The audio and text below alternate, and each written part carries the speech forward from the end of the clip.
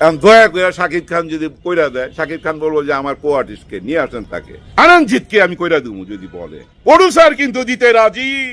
High, কি অবস্থা সবাই? তো আজকে কত মেগাস্টার শাকিব খানকে নিয়ে সিনেমা বানাতে চাই, মালিক আফসারি ওরফে ইউটিউবার আফসারি শাকিব খানকে নিয়ে মুভি বানাতে চাই। তো এইসব বিষয় নিয়ে কথা বলবো। তো সম্পূর্ণ ভিডিওটা সবাইকে না টেনে দেখার জন্য বিশেষভাবে অনুরোধ করা হইল। তো ভাই, এখানে কিন্তু কথা আছে, মালিক আফসারি কিন্তু ভালো মানের একটা ডাইরেক্টর আছে, সেটা কিন্তু আমরা প্রমাণ পেয়েছি 2019 সালে পাসওয়ার্ড সিনেমার মাধ্যমে। পাসওয়ার্ড সিনেমাটা কিন্তু সুপার টুপার একদম বাম্পার হিট ব্যবসা করেছিল পাসওয়ার্ড সিনেমাটা।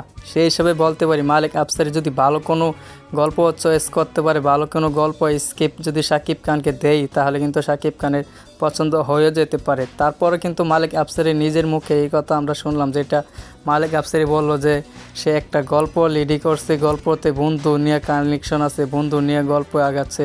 তো শাকিব খান এই গল্পটা শোনার পর শাকিব খানের পছন্দ হবে কি না, বা শাকিব খান যেসব গল্প শুনলে শাকিব খান বলে ওয়াও কি সুন্দর গল্প, এইসব গল্প নিয়ে তো সিনেমা প্রতিনিয়ত বানাতে চাই। তো এইসব বিষয় গল্প যদি শাকিব খানকে ইন্টারেস্ট করা যায়, তাহলে কিন্তু অবশ্যই মালিক আফসারি ডাইরেক্টরে অভিনীত শাকিব খান সিনেমা বানাতে বাধ্য। কারণ মালিক আফসারি ভালো মানের একটা ডাইরেক্টর, সে তার অনেকগুলো সিনেমায় মুক্তি দিয়ে একেবারে হাতে কলমে প্রমাণ দিয়ে দিয়েছে। কারণ এর আগে সর্বশেষ তার সিনেমা 2019-এ মালিক আফসারির 2019-এর যে পাসওয়ার্ড মুভিটা কিন্তু একদম সুপার ডুপার পাম্পার হিট হয়ে গেছে।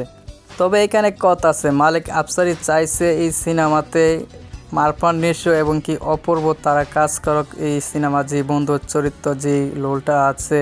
তবে তাদেরকে এখনও গল্প স্ক্রিপ্ট কিছুই দেওয়া হয়নি, কারণ তারা লাজি নাও হতে পারে। মালিক আফসারির দাবি হলো এটা, এই জন্য তাদেরকে এখনও গল্প স্ক্রিপ্ট দেওয়া হয়নি এবং কি জানানো হয় না তারা এই সিনেমাতে কাজ করবে কি না।